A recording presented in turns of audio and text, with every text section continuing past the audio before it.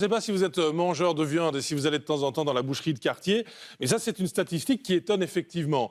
Une boucherie meurt chaque semaine. Chaque semaine. Qui le dit? C'est le syndicat neutre des indépendants, parce que les vocations sont de plus en plus rares, parce que ce métier de boucher séduit de moins en moins les jeunes, et les rares candidats qui veulent bien être bouchers préfèrent aller dans les supermarchés. Un boucher là ce soir, Thierry de Poët, bonsoir.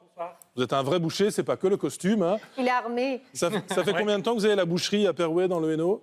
Mes parents, bientôt 50 ans, et moi j'ai repris il y a 15 ans à peu près. Vous connaissez bien le business. Pourquoi les jeunes, ils vont plutôt vers les boucheries de supermarchés? Et en même temps, il y a un vrai travail de boucher qui se fait dans les arrière-boutiques chez Deleuze, chez Colruyt. Pourquoi les jeunes préfèrent le supermarché?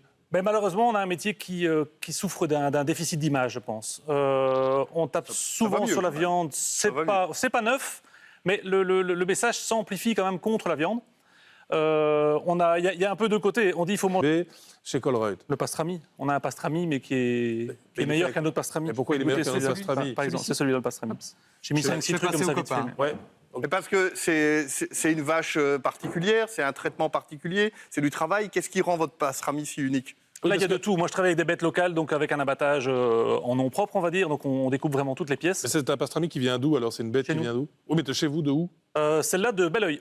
Né, élevé et abattu à hâte, mais élevé à Belleuil. Oui, ça reste le Hainaut. Je fais passer alors. Il n'y a pas de fatalité parce qu'on mange plus de viande que nos grands-parents. On oublie. C'est vrai qu'il y a ce discours pour l'instant qui vise à limiter la consommation de viande, mais quand on regarde un petit peu dans le temps, on mange aujourd'hui plus de viande que nos aînés, que nos aïeux. Plus de steak. Plus de steak. Et plus de steak haché, mais quand même moins de plats composés, on va dire, de plats cuisinés. Pas, vous. En même temps, il faut reconnaître. Pas forcément, parce que les hamburgers sauvent quand même la mise. Heureusement qu'on a les hamburgers qui remplacent la carbonade d'avant. Il faut reconnaître qu'après avoir goûté le pastrami, il claque, comme on dit. Et ça, c'est une petite viande maturée, ça? Ça, c'est une petite entrecôte séchée, oui. Je retiens que Thierry de Poët est un malin. Il a acheté Carlo, l'air de rien, avec le plateau de charcuterie. Et vous êtes un boucher, donc encore vivant, on se comprend.